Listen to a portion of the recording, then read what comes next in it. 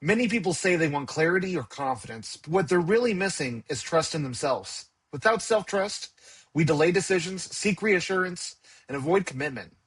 Today's conversation is how self trust works, why it matters, and how to cultivate it without forcing certainty or perfection.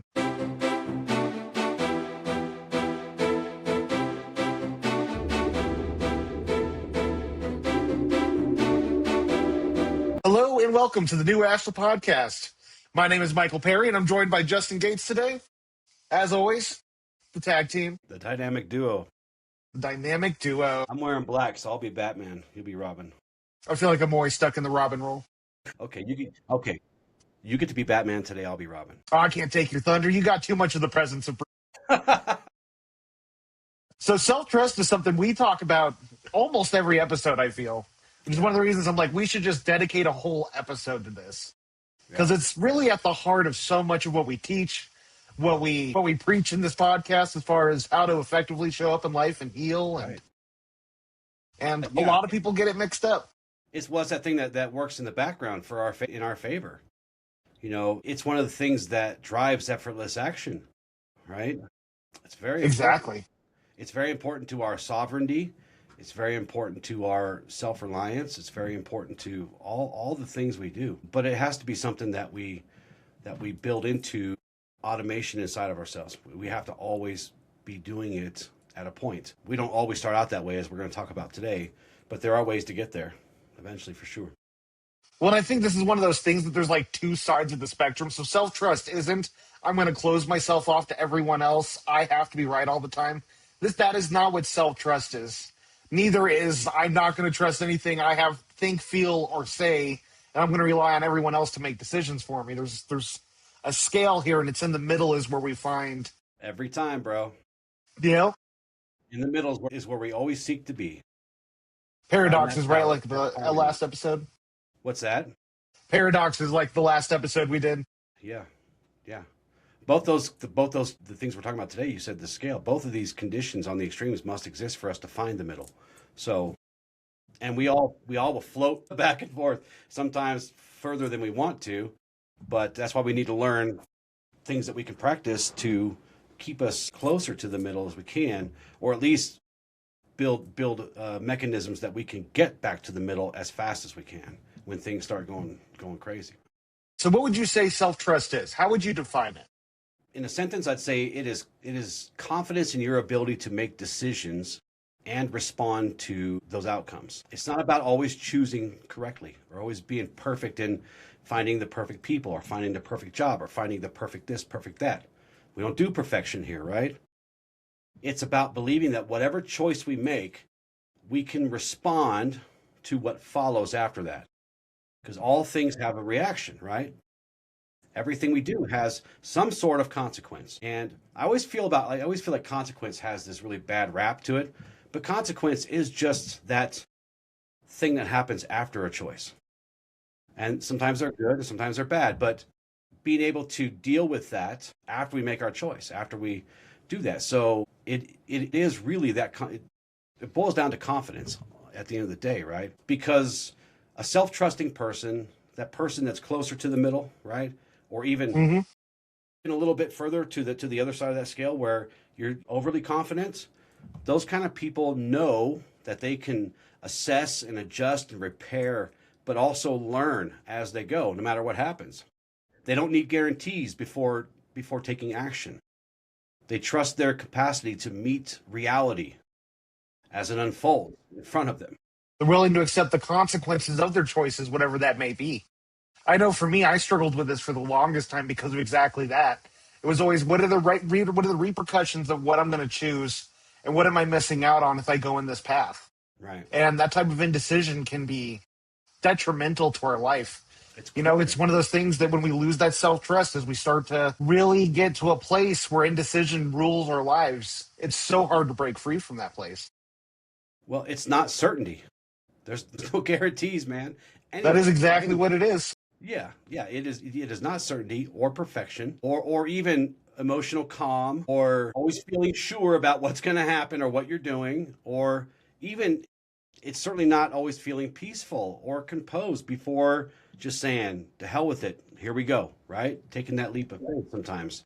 And a lot of times this can show up with a little bit of anxiety or doubt or fear.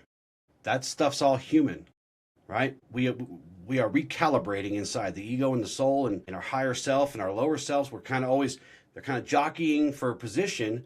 But if we practice this in a good way, they're not so much fighting against themselves. You're not really fighting against yourself on the inside. Everybody's looking for their spot to make it happen, right?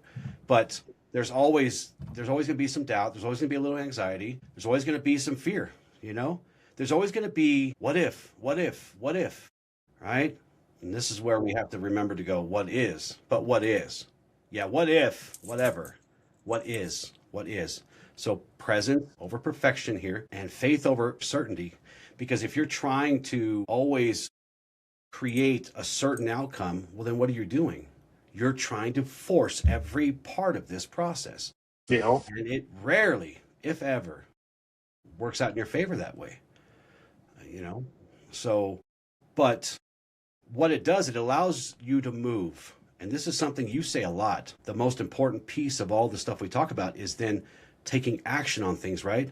Having this self-trust allows us to take that action and allows us to move. And, as we cultivate this, you talk about faith, and it's not just faith in outcomes, it's faith in yourself. Yeah. You can handle whatever outcomes are on the other end of that decision. Right. And I think so many people do get stuck in that because when your self-trust is low, and you may not know it, I know for me, until I learned about this concept, if you were to ask me, do you trust yourself? I'd have been like, oh yeah, 100%.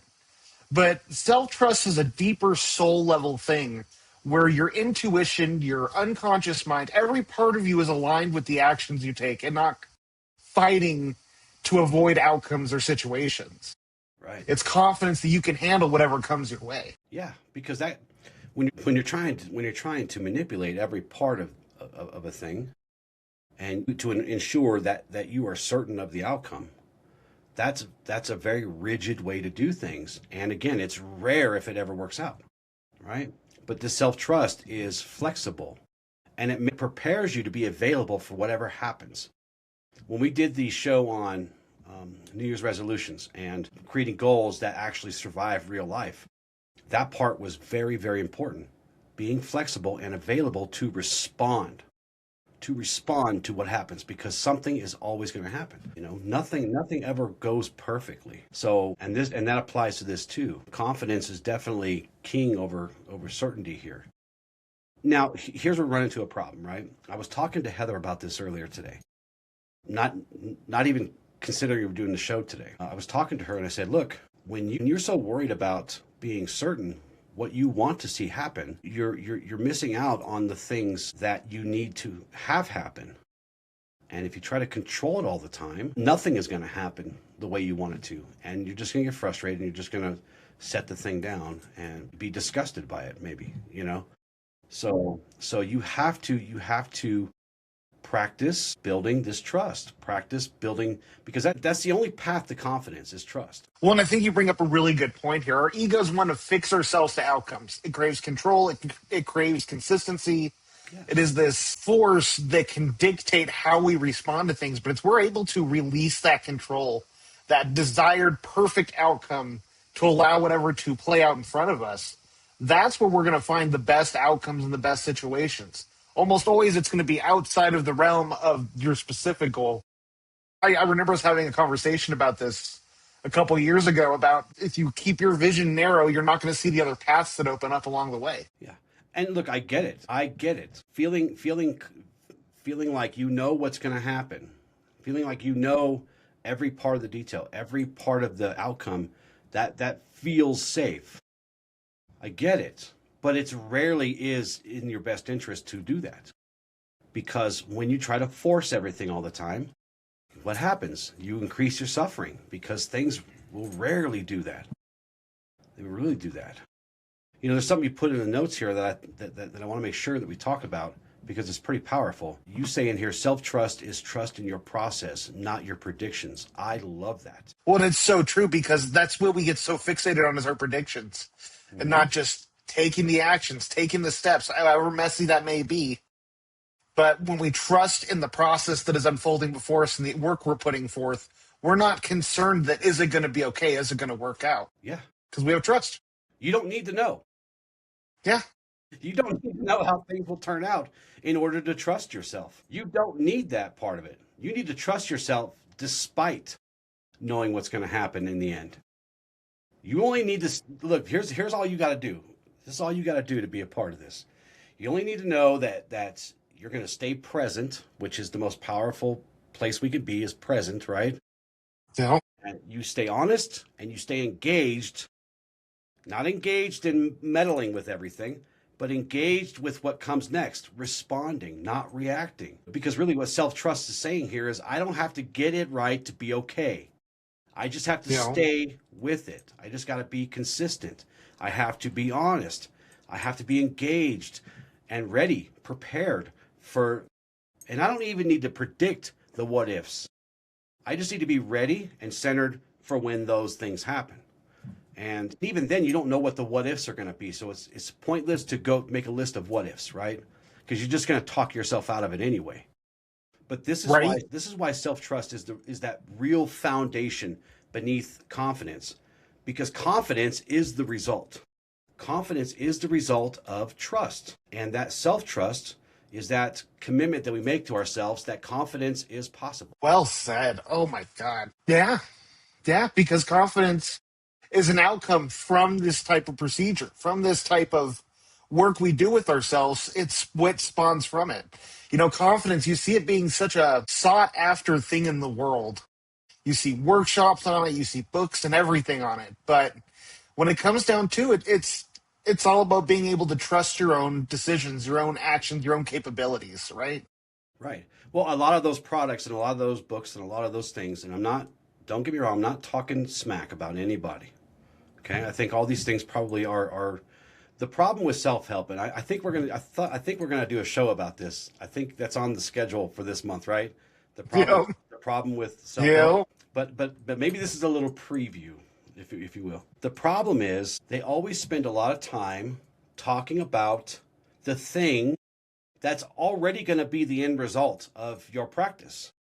So instead of taking it from these are the things we do to see the result, not the thing that I'm in other words, it's almost like they're starting with the end result at the front instead of walking you through what's always going to happen. If you engage in practices that just build self-trust over time, you are going to be confident no matter what. That's just what's going to happen. So there's your little preview for that show. Well, I mean, you said it perfectly earlier, right? It's about action. That is the most important part of cultivating self-trust. It's not gaining enough self-awareness to now know how to navigate life. It's not about reading all the perfect books to give you the perfect strategy on being the perfect human. It is just about continuous action, because whether you're starting from there or from complete ignorance, your steps are going to look kind of the same. Right. Because it's your nervous system learning. It's your mind understanding how these mechanisms of whatever you're trying to build or trying to work through is. And having the knowledge is just 20% of the battle. The real battle is doing the work. And doing it consistently, right? Yeah. Practice. Amen. That's the hard part for me. I'm sure it's a hard part for everyone. It's hard to, and 'tis the season for new goals and, resolutions. And I'm going to turn my life around this year. You certainly can. But just remember, it's in 80% of the work you have to do that's really going to set you apart. If you guys have not listened to that show about New Year's resolutions, after you're done with this one, go back. It's probably like 2 shows behind this one. So, yeah. So what breaks down self-trust? One of my biggest pet peeves, the opinions and constant negativity from people who love you. Your friends, your teachers, your boss, your whoever, anytime. And this almost must be human nature at this point, it seems like. But when you have an idea or when you are working towards something, there's always going to be people in your life, and they do this out of love. Mostly, probably, right? Some sort of love. I mean, there's some sort of connection there at least. And they're looking out for you, and you're like, oh man, that's crazy. That's crazy. Justin, you're going to leave your cushy job to do this full time? That's crazy. That's crazy. Honestly, I don't give a shit about your opinion. I love you, but I don't care about your negative opinion of me. I just don't care. Right? So Right. this overexposure to opinions and information about people who can't ever know exactly where you're coming from, how you're seeing this, because we just don't have ways to express that to people, right? I could break down all the financial stuff. I could break down all this and that, and they still wouldn't understand it. So, and this weakens that inner voice, that trust, because this just constant barrage of external input, when especially, and please don't do this, especially when you filter it through social media or quote unquote experts, right? Friends You and know, families and this endless content, and we just get super overstimulated and we start breaking down. We start falling out of it. And you'll stop asking yourself, what do I sense is right? What is the right thing for me? And you'll start asking, what choice gives me the least amount of criticism? Well, if you're like good old Papa Justin here, you don't give a shit about criticism. You just do what you got to do, right? yeah. If I cared about criticism, I would never do one episode ever. Well, it's like one of the important notes with this too is, I mean, all these things that we're going to talk about that breaks down self trust are also healed with self trust. Yes. And when you are dealing with the overexposure of opinions, I mean, that is how you were raised to handle life. Is you getting feedback from your teachers, your parents, your siblings, whoever, and you're creating this map of how the world works. And often the weight we carry into our adult lives is the voice of someone else. One of my favorite questions when I realize there's some type of discrepancy in my understanding or my thought process towards healing. Like an example for me was I was doing therapy this week and we were talking about I need to work out is what I want to start doing. And so he's like, all right, just set for 2 times a week. I'm like, that's not enough. I need to at least do 3. And he's like, well, why do you need to do 3? I'm like, I don't feel like it's enough. And we started diving. It's like, that's my dad's voice in the back of my head saying you're not enough. And it was picking it apart that there was someone else's voice in my head that gave me a belief that I needed to do more than the minimum to be able to be worthy. Yeah. Yeah. And I just want to make it clear that most of these people, these voices, these opinions, this information we get overwhelmed with, most of that, especially when it comes from friends and family or people who are close to us, like, teachers, whatever, that comes from a place of care. Yeah. They're not Yeah. trying to, and it's subconscious for them, and it comes from a place of care. They don't want to see you get busted up. They don't want to see you get hurt because they're scared for you, right? They're scared that that bad things are gonna happen to you. But Yeah. I mean, they nobody, have their own map. exactly, nobody who's ever done anything worth a crap in this world ever cared about opinions. In the end, eventually they got rid of that. So, yeah. Yeah. And as you learn to trust yourself over the opinions of others, dude, the self trust is such a powerful tool because it may take time, but you can erode that habit of caring about what people think, caring about the criticism. Because I know that's easier said than done, but with practice, with dedication and diligence in cultivating self trust, you can remove that from your life. You'll just stop giving a crap about what people are saying that isn't supportive. You just will. It's natural. I promise you. I have reached a level of 0 F's in the jar of F's that I just smile at them like, cool. Yeah. I don't care. And that sometimes comes across as being apathetic, especially when someone who loves you is really trying to talk you out of doing something, and it's hard to navigate that. Because if you navigate it like I was just saying, like, listen, I appreciate your opinion, but it doesn't make a damn difference to me. I'm going to do this, whether you like it or not, right? Yeah. That could come across as a little hostile or apathetic. It's not that I don't care about that person. I just don't care about their negative response to something that I want to do, period. I think another big one here is fear of making irreversible mistakes. So often it's like, well, I take this path and this is going to be closed off to me. Right. And we can be so narrow minded when it comes to making decisions because of the fear of FOMO, right? Fear of missing out. What if? You know? Because we tend to equate a decision or a choice with forever consequences, right? Permanent consequences, which is impossible in this universe. Things fluctuate, things ebb and flow, all the way down to the tiniest atom, all the way up to the biggest planet. Everything ebbs and flows. It's in motion. Nothing is permanent in this universe, right? Nothing. Nothing. But it does. The fear creates paralysis for us, And then we have back to the what ifs. I'm going to ruin everything. What if I ruin everything, Michael? What if I just ruin everything in the entire universe and cause it to implode on itself? What if? I mean, that is the most likely outcome. It Yes. is, usually. But it's important to understand something here in this process as we build self-trust. Okay? Self-trust erodes not because you lack wisdom, not because you don't have enough information to move forward, right? Or you've built up enough confidence to at least start making steps. It's none of that. It is simply fear is convincing you through your lifelong experience that this might be just too dangerous. I don't want to do it. But most decisions we make in this world, unless they remove us from this world in some way or the other, are adjustable, repairable, and they certainly can teach you something, so they're not bad. Another one is, and this goes back to our show on synchronicities, but repeatedly ignoring those internal markers and signals that try to keep us in that short-term comfort, right? Yeah, I mean, this is how you kill your self-trust. I learned the hard way on this.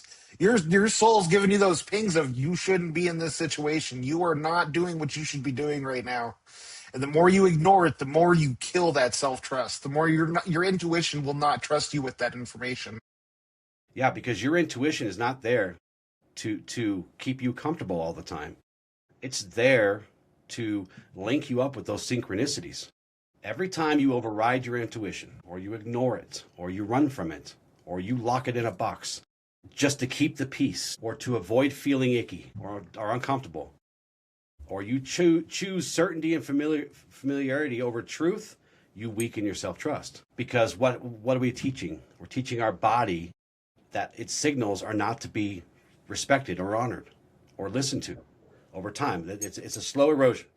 And we do it subconsciously most of the time, which makes it harder because it's hard to pick out those triggers and those subconscious things that keep playing and playing and playing. And eventually your intuition is going to just say, you know what, the hell with it. I ain't talking to you no more. I mean, I think of like those people you see at those jobs or in those relationships that just look soulless, right? Yeah. They just, the life is gone from their eyes. And that was their intuition constantly telling them to leave that situation until it finally gave up. Because they would rather be in the comfort of be around the familiar devil than embrace the unknown. Right. There's an important distinction for us to make here, though, of why it breaks down. It often comes from avoiding making decisions or avoiding the leaps of faith, and not because you're incompetent, right? Yeah. Which I think many of us, it's easier to say we're incompetent than it is to actually realize, oh, I could take this action. I remember wanting to get back into college for so long, and it's like, oh, I was special ed in high school. I'm not going to go anywhere. I'm not going to be able to handle school. And it's all about the limiting beliefs we tell ourselves, right? But in the Now look end, at it's you, man. You're on the best podcast on the planet. Look at you now. damn straight. And I'm crushing it at school. Yeah. Oh, yeah. People don't know this about you a lot, but yeah, you've got so many things going on in your life that are, somebody who you described as earlier, your younger self could have never done, but yet here you are. Right? Here you are, building that self-trust and having that confidence. You're a very confident man. I don't know. I mean, I'm sure it comes through for them on the show because we talk about some of these really, really tough things. But you are a very confident person. I see you, they don't get to see you interacting with people, and you have literally turned that around from being over here to like right in here somewhere. And Well, I appreciate that. It's so hard to gauge ourselves because we're our worst critics. right. No, we are. So, We are. yeah, You need to trust yourself, damn it. That's what the show's about. I walked into that, didn't I? You did. Face first, right into the barn door. But again, self-doubt is rarely evidence of being incompetent. Most people are competent in something. I mean, not all things. We're not meant to be, though, right? So it's confidence grows through choosing and adjusting and staying present and navigating the consequences of things, right? Trust isn't built by being right every time either. You have to trust yourself enough and build that up to know that, well, that didn't go my way. What can I learn from that, right? How can I move forward now? And not caring about what people say. Look at you, you fell flat on your face. Oh, that must suck. That Yeah. is one of the best times to learn self-trust is when you It is. You're fail. like, There's nothing great. Yeah, there's nothing greater than a failure because you feel can like learn you're so like, yep, much. that did hurt. Appreciate your support, buddy. But time to get back up on that saddle, right?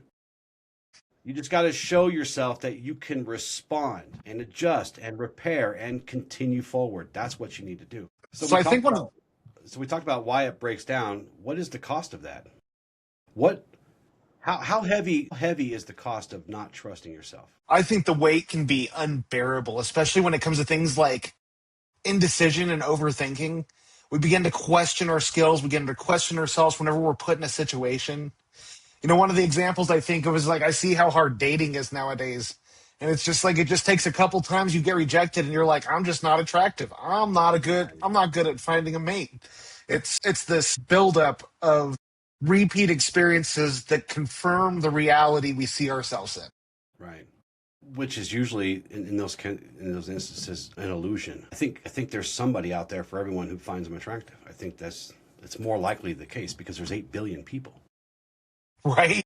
The odds that nobody finds you attractive or dateable or anything, that would be a rarer number to hit. I would find that probably to be mathematically impossible, right? Just look at math and you can find a way to kill those doubts. But yeah, what does the mind do? It tries to compensate it by thinking harder. You know? It's just like the show we did on spiritual connection. Just believe more. Just believe harder, right? Just think harder.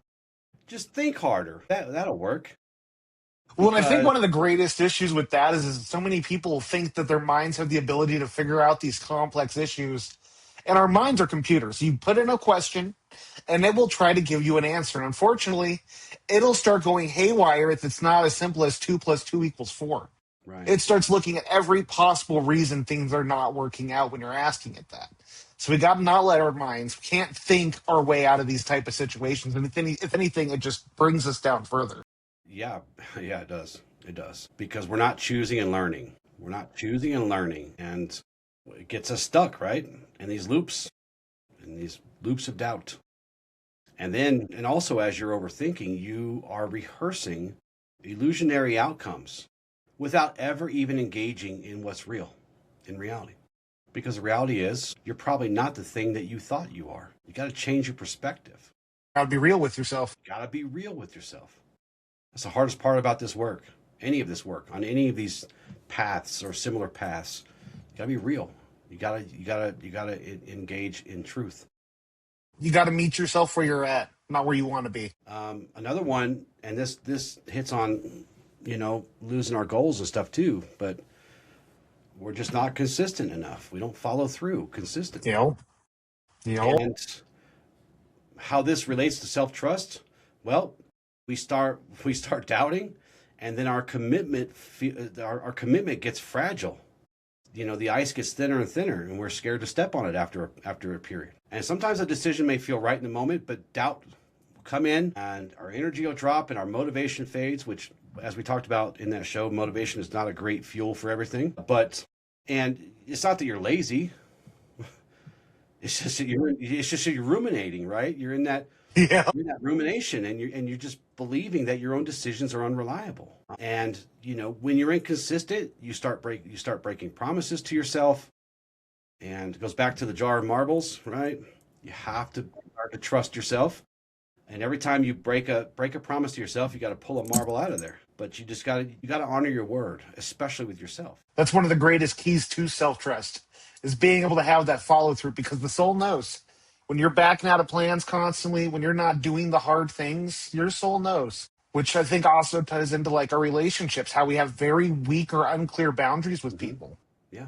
We end up letting people walk all over us. We say yes when we need to say no or no when we need to say yes. We don't trust in our abilities or our follow through. And then you're over explaining everything, and you're You know, negotiating away your boundaries and your morals and your standards, right? And you start to tolerate situations that feel like crap. They feel wrong because you're unsure if even that discomfort is valid. Now you can't even decide if what you're feeling is real, and that's a hard place to be. And you start to get to your favorite R word, resentment. You start to resent yourself. It's easy to resent other people, People give us plenty of reasons to. We shouldn't. We should try to work to not have resentment. But man, it's when you start resenting yourself, though, and your own ability to make decisions, because you can't even protect yourself by setting those boundaries, or not even know where those boundaries should be, right? If you're unsure, Right. you stop trusting yourself. And that's the worst person to hurt you is yourself. Well, I think But it's hard. It's the worst time to do it. It's the worst person you can hurt is yourself, because you lose a lot when you do that. I wish more people realize that too, because I think so many people are stuck in their situations in life because they hurt themselves too much, or they judge themselves too much for a decision that was made. Yeah. It's like I was watching a video a couple weeks ago that just like one of the key things within it that just hit home is it's like life is suffering. There's no way around it. There are ups, there are downs, there are good times, there are bad times. But life, it's suffering, working, having to get by, all the chaos in the world, everything. But it's not letting that suffering consume you. Learning to enjoy life anyway. It is what you make it, man. Yeah. I know that sounds cliche, but It's true. Your perception is your reality. It is. It's in every ancient text in some way or another. We see it in modern psychology. It's all true. Your perception is your reality. Even Prathani said it on the show we just did with her, right? She took the words right out of my mouth. She stole my axiom. Perception is reality, though. And I see that in lots of videos. I see it all the time because it's true. It's, if it's something that we have to learn, and suffering may be a condition of life, mostly because our perception is we want it to turn out the way we want it to all the time. But if we perceive that setbacks are a good thing, and setbacks can be teachers, then that suffering is minimized. And another thing is, looking for reassurance is not a bad thing. We're all human. We need people to reassure us from time to time, especially the people we love the most. It provides that motivational fuel sometimes, right? But when you get to a point where there's this chronic need for reassurance, it's because you're not trusting your own judgment. You're seeking confirmation outside of yourself. You're asking everyone else, especially, and sometimes people who are not good for you, to validate your choices and to validate your feelings and to validate your direction. Rewind this back to where I say their opinions don't matter, because you must learn to trust yourself in such a way that outside stuff doesn't affect the trajectory that you're on, the growth that you're on. It's good to get some reassurance. I enjoy getting reassured. When I look at the numbers on the podcast, that's a reassurance for me. But do you think I go look at all the negative comments on YouTube for confirmation and reassurance? Again, if I did that, this episode wouldn't be happening. Yeah. Well, and I think one of the most important things for people to realize is we have a negativity bias, right? Yes. We are going to be drawn in by the negativity. So we have to choose to put our attention, to train our attention towards the positive, It's just the dust on the shoulder, man. Whatever. But reassurance can be good, and it can be healthy for us, because it does offer that kind of that temporary relief. But just like motivation as a fuel, it doesn't last. It burns out. And every time we rely on it, we reinforce that belief that sovereignty and authority exist outside of us. Which it does not. It does not. The lack of self-trust creates dependence on external validation in this case, right? And that's not good. That's not good. When it's like, I wonder how many people operate from an external locus of control. We bring it up on this podcast a lot about learning to validate your own experiences. How many people don't know how to do that? Because I feel like it's a huge percentage of the population. Yeah, especially when when you've gone through all the crap to get to that point, to that understanding. It does, and it's easier for you to see. But there's an important thing here that I want to note. A lack of self-trust does not just affect your confidence. It creates a dependence on external validation. The comments in the YouTubes, the aunt that just thinks everything you do is stupid. Your partner constantly trying to control you through approval. When you do not trust yourself to choose, to adjust, or to endure, you hand your power over to someone else. someone who has no business controlling your sovereignty. Well said. Now, on a different level, we kind of do that. If you live in a country, which we all live in some country, we do turn over some of that to a body or a group or a king or a dictator or whatever, right? We do through all these little silent agreements that we all make to live in a society. That's not the stuff I'm talking about. You have to change that through different processes, right? But what we're talking about here is that sovereignty, that you give yourself permission, you give yourself reassurance, you give yourself approval, you keep that power to do what you do, to do what you feel is right. Handing that over to anyone, even handing that over to the best of people, doesn't work out in your favor for very long. You must reclaim authority over your own life. One decision at a time, one choice at a time. When it's like, I think back to when I was in that really rough relationship for 7 years, trying to help them overcome addiction. And for me, it was easier to blame my lack of success on the situation I was letting myself be a part of than to take accountability for where I was in life and that I wasn't feeling fulfilled. And I think many people fall into this trap where if I can just blame something outside of me, I don't have to be responsible for my life. I don't have to be responsible for where I'm at or what's going on or lack thereof. And it's a slippery slope. The more we can take accountability with our lives, the more we can take responsibility for our lives, the more we can cultivate this self-trust and start living a life that is in alignment with our best selves. Yeah, exactly. We must take control of us. We must. So how do we start building this self-trust? I think we touched on the biggest point, which is action. You don't do it through reading, you don't do it through understanding yourself. Yes, these things can help you along the way, but there is nothing in that that's going to help you build this muscle more than action. Doing the things you tell yourself you're going to do. Setting realistic goals so you don't overwhelm yourself. Not setting too many goals. It's about the little promises you can keep to yourself and the times you choose you over anyone else. Exactly. That's well said. It grows when you move, because intention without action is just a theory. Sometimes it's just a daydream, man. Wish it, want it, do it. Even imperfect action gives you lived experience. That's what you need to be building, is lived experience and lived evidence that you can engage and survive, right? No matter what the outcome is. Trust is not a mindset shift. It's an experiential one. You must have experience to gain wisdom. That's the only way to do it. And a lot of that's through some skin knees and bumps on the head, man, but that's how it is. And the truth is, we just have to take those licks sometimes. But to build the trust that we will endure if we keep moving, if we stay active. And you got to have patience, I think about like guitar players and stuff like that, where it's like, how long do you think they could play music right off the bat? Now, there are thousands of hours of horrible strumming, horrible notes. It was a messy process. But that's what practice does. That's the dedication you need to have to master anything. If you think you're going to just go and learn a new skill, it's going to take you a day and you're going to be a master at it in a week. It's not how life works. Yeah. Another one is at the very heart of everything we do is that we make our choices, we observe what happens, whether we wanted it to happen that way or not, and we adjust. This builds confidence. Every choice we make creates some kind of data that we can look at and we can study.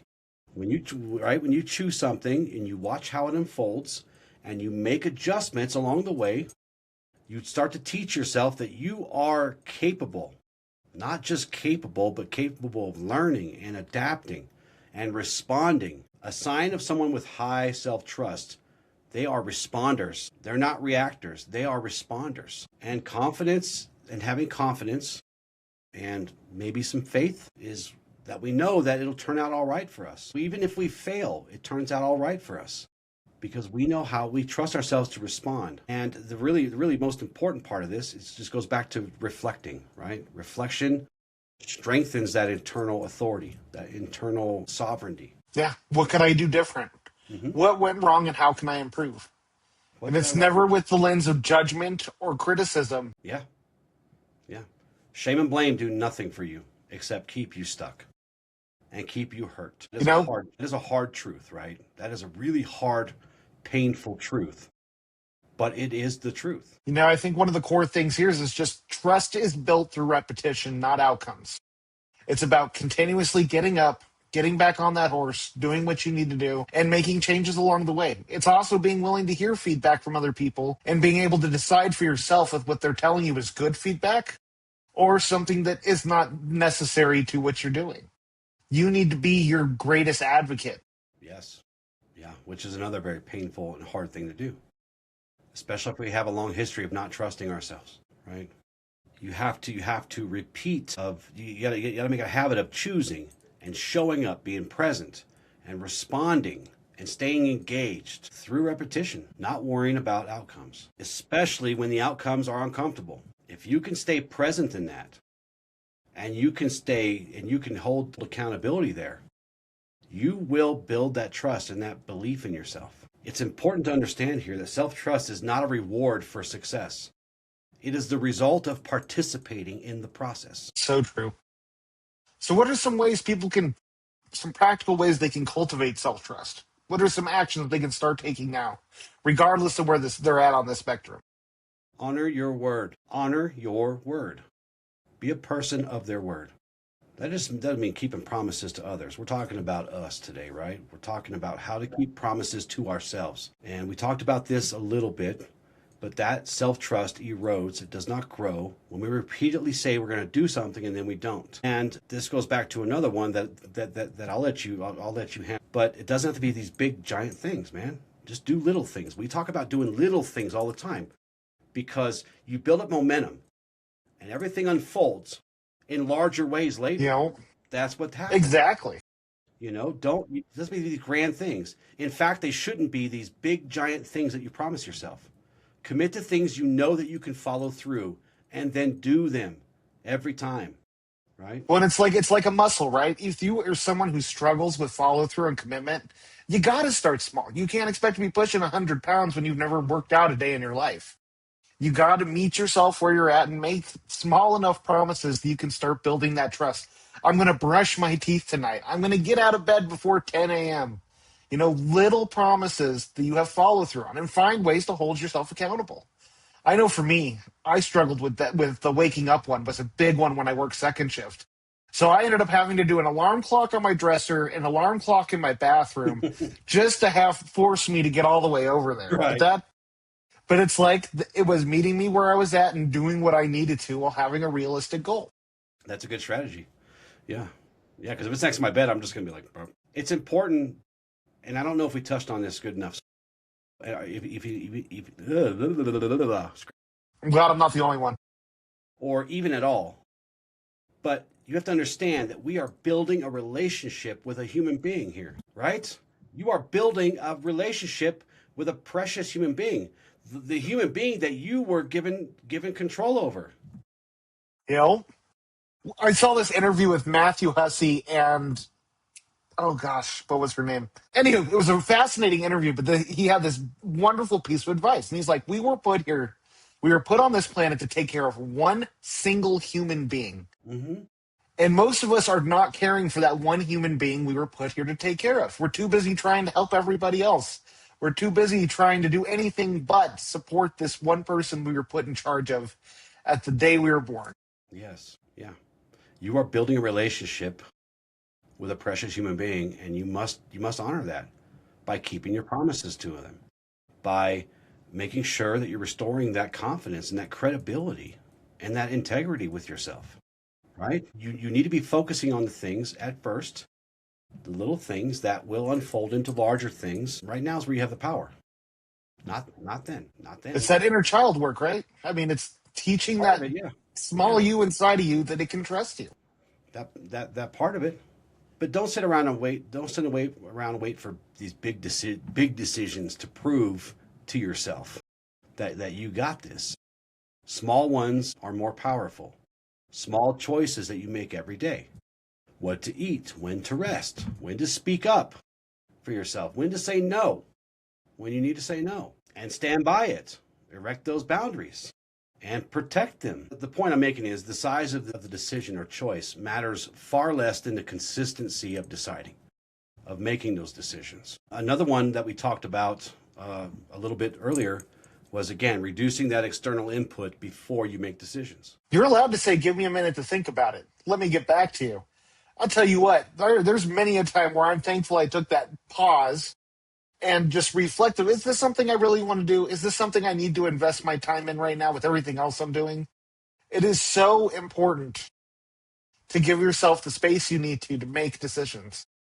Yeah. And I see one mistake that I've seen people make, and I've made it myself, is that we create loudly, or we build our life loud in a way that's loud so people can see. It's oftentimes better to create quietly and to build and grow quietly in some ways, so that you don't have a lot of this external input coming in. Because people without an intimate understanding of what you're doing, if it's just, you're just making surface noise about what you're doing, people are going to see some trepidation in you if you're not careful. So you need to make sure that the parts that you don't need input on, you do those quietly with yourself. Then reach out to trusted people when it's time to kind of maybe help put some of it together. That's something I learned the hard way. And you've said this a couple times. We say this every show, but we should always have these reflection periods, especially when things don't go right. We should do them when they go right too, but it's more important when they don't go right. And it's important we reflect on what worked and what didn't without self-judgment. Well, it's so important too, because again, the greatest lessons are learned in the hardest of times. Mm-hmm. So don't be bashful when you mess something up where you don't want to look at it because shame comes up or anger comes up. Be willing to sit in it so you can do better next time, so you can learn where the holes were in your planning or your thinking or your judgment and change course effectively. Yeah. Everyone falls down. You need to get to a point where you can say to yourself, I can count on me. I got me. I can count on me. Right? When you start to think that way and you start to act that way, man, you are on your way. You're close. You are standing on a foundation of actual real confidence at that point, because you don't view yourself as flawless or having to be flawless. All you need to be is reliable. Amen to that. And it's interesting that these concepts that we're talking about, building self-trust, it's the same things how we build trust outside of us too, right? All these things. But today we're focusing on doing it here so that we can do it externally, because that's important in the world. People must be able to trust us. So, and we got to look out for the people that we can trust too. But it starts here. Like everything we do, it starts inside here. I can count on me. I'll be fine. I'll get through this. You're standing on actual confidence at that point. So what does strong self-trust look like? When you start going through the motions, you start cultivating this muscle. Something that people say to me is that I'm very, very calm and quietly confident, right? Because they can recognize that I'm not performing. I'm not doing this performative certainty dance, right? I'm not loud about it. I'm quiet and grounded and I'm steady. You don't need to convince others or prove yourself constantly. Show up authentically and confident, and that it will do all the talking for you. So that's one. It's just having that calm confidence, that steady confidence that's not performative. A true demeanor. Mm-hmm. And another one is just how fast you're able to make decisions, because you're no longer second guessing everything that pops in your mind. This is what I need to do. This is the right choice. And this is where intuition becomes so second nature and is one of the most powerful places we can be in, because often we can make better decisions intuitively than we can cognitively. And so when we're able to trust our own judgment, our own perception, things flow from us naturally. You see this a lot. You see this a lot in responders, people who deal with dangerous situations. You see quick decision making, because sometimes lives are at stake and they don't second guess. And this also ties back into, we fall to our lowest level of training, or our lowest level of healing, as we call it on the show. But you don't have to have this endless deliberation between your soul and your ego and your higher self and your lower self. You don't have this stupid committee always trying to Right. second guess and debate and deliberate. And no, I made my decision. I must go with it. And no decision is perfect. Nothing ever goes perfectly. So, but it's having that trust that it's okay if it doesn't, because it's not going to anyway. You might as well just accept the fact that nothing goes perfectly. And now this doesn't mean rushing, though. We're not talking about rushing, right? That oftentimes makes things worse. But Oh, yeah. here, clarity, actual clarity, replaces that paralysis. You decide, you move, and you adjust instead of just ruminating about the choice that you haven't even made yet, which is crazy. And that's the trap we fall into. Not only are we ruminating about all the quote unquote bad choices we made, but now we get to a point where we start ruminating over a choice we haven't even made yet. So true, though. Another one is no regrets. No regrets. No regrets. No regrets. Except for that tattoo that says no regrets. That you might want to regret that one. Yeah, that might be I emotional. love that movie. If you've never seen it, it's a reference to We're the Millers. I love that movie. It's hilarious. Oh, that's such a good movie. Remember the dude shows up and it says no regrets? Yeah. And he says to him, he's like, what's your tattoo there? And he's like, no regrets. And he's like, not even one? Not one? We were just watching that the other day. I love that movie. Such a great movie. But having less regret and all of this constant second guessing, when you have strong self-trust, it reduces that. And by the way, that's a habit. You can change that. You can fix that. Right? It's a habit. We can change our habits. We do it all the time. Because you're always constantly trying to rewrite the past. And there's no point in rewriting the past. There's no point in it. Learn from it. Do better now in the present, so that your future can be closer to what you hope it to be. Well, I think another big one is personal accountability. And this is more than just being accountable for where you mess up and the flaws that happen in your plans, but it's being able to be accountable for yourself when you're not at fault for things. Mm-hmm. So I realize there are people on this spectrum who I was one of these where I would just be like, oh, that might have been me who messed that up. That might have been me. It's being able to be accountable for yourself as well. Yes. To say, I didn't touch that. I was not involved in that. Right. Yeah. That ties back into that less regret stuff too, right? Because, look, a person with strong confidence, they'll say, look, I made that decision given on what I knew at the time, man. That's what it is. And that doesn't give you an out from accountability either. It's just saying it is what it is. That's what I knew at the time. That's why I made that decision, or that's what the decision I made. Because what you're doing is you're taking accountability in the present moment. You're not, using hindsight as a crutch or as a weapon, or at worse, a weapon against yourself. It happened. We're here now. And look, I know we're talking like self-trust is going to make our lives perfect and easy. It doesn't make life easier, but it does make you steadier.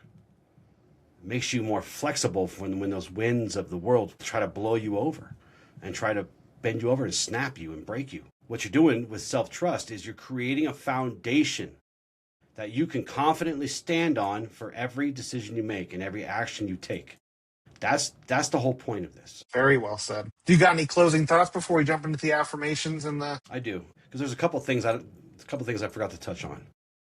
Number one, confidence is often treated as something you either have or you don't. And that may seem true in the moment. But real confidence is not a personality trait. It is a byproduct, right? It's that thing that's just going to grow naturally when you trust yourself. Again, confidence is the end result if you learn to trust yourself. And again, you engage in life honestly, and you respond to challenges, and you learn from what unfolds, no matter what it is. It's the foundation. Accountability is the structure that you build upon that foundation. And confidence is what emerges when those two things are practiced consistently. Not perfectly, consistently. Not in grand gestures, in little things every day. And another point I want to leave with you. This podcast is about shadow work and self-mastery. This is not about giving your power over to other people. There's at least 5 axioms that touch upon that, right? Stop outsourcing your power. You must learn to trust yourself and take control of your sovereignty and be able to hold yourself accountable without shame. You stop avoiding growth. You will create that calm ground of confidence that I was talking about that doesn't need to be proven to any damn one or defended to anyone. And again, this isn't something you wait until you're ready to do. You become confident by showing up, making decisions, and then standing behind them long enough, at least long enough to learn from them. So my call to action this week is going to be a very simple thing. Practice self-trust in a simple, tangible way. Choose something that you've been delaying. I've got one of those. And my little ghost back here snickering at me because we just had a big conversation about it. But I made the decision. She's over there snickering at me. I made the decision. I got a head start on you guys. I practiced this call to action already today before the show. But choose one small thing that you've been delaying and make the decision without over researching or asking for reassurance, which is something I was doing all damn day. I was looking for Heather's reassurance on something. I was researching, and then finally I was like, this is stupid. I'm just going to do it. But commit to it fully. Observe the outcome with curiosity always, never judgment. And then once you've made that decision and you've had time to see, some progression through it, or at least to start seeing some actual consequences, not the what ifs, but some actual real consequences, good or bad, then ask yourself, what did I learn about it? What did I learn about myself? How good do I feel? Or how bad do I feel? It's okay to feel anything. Just don't judge it. Just accept it, right? Because it's not about getting it right. There is no right here. It's about action. It's about doing and then learning.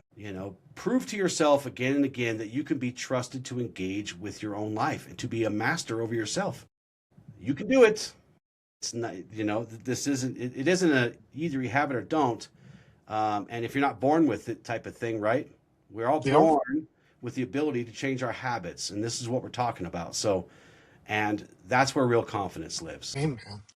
That is beautiful. Yeah, I call myself out on this all day long. I forgot I didn't forget we were doing a show on on trust. But after all that all that hoopla and stuff that I just talked about, I came into the studio and I was, looking over the show notes to kind of get ready. And I was like, oh my God, I've been doing this all damn day. Oh, that's great. It is. No, it's good. That's why I snickered. I know that's why she was snickering. Yeah. Yeah. But it's important for us to talk about things that we can practice. And all of us need practice. Even old Papa here, he needs to practice. Time and service doesn't equal wisdom all the time, right? Well, it's the beauty of synchronicity, right? Getting the messages at the right time, because I needed it too. I mean, like I said, I was talking with my therapist just yesterday about, I need to start working out again. I need to start hitting the gym. I'm like, 3 times. I need to go 3-4 times a week. Just do 2. Mm-hmm. Set a goal that you're going to be proud of, and then if you do more than that, great. Hell, do 1. Yeah. Do something. Just do something, right? Just get the momentum. Mm-hmm. Do something I can honestly meet myself with right now.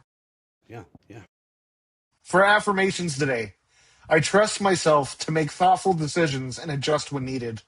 I am capable of handling the outcomes of my choices. I do not need certainty to move forward. Each decision I make strengthens my confidence.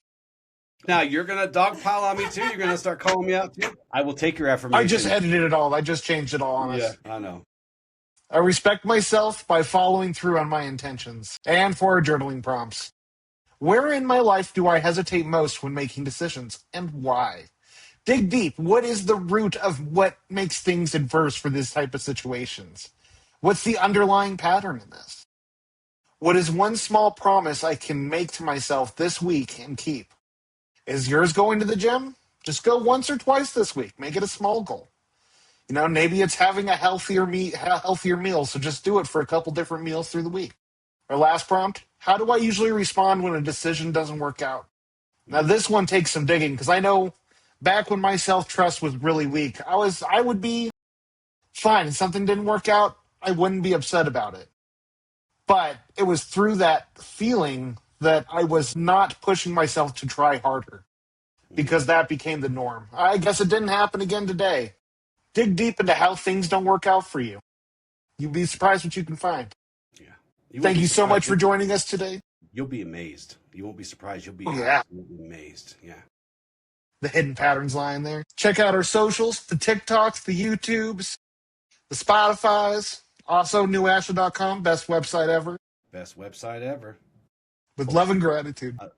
A little something for him to chew on, Michael, is that I am in the works of creating a massive library within that website where they can learn about the Tao Te Ching and Stoicism and and Ashla and all kinds of cool stuff. Oh, you got some amazing stuff coming out here soon. I do. But make sure you also, share this episode with friends. If anything resonated with you here, make sure you come back next on Tuesdays and Thursdays and see what else we got going on here. And always leave us comments. Look, I know I was talking about the bad comments earlier, but I love reading the comments. I don't always respond to them, but we do like the feedback that we get, and we don't get enough feedback, I don't think. So tell us how you feel. We'd love to hear it. If there's any topics you want us to go over, we're here for it. Yep. With love and gratitude. Ad lucem. Ad lucem.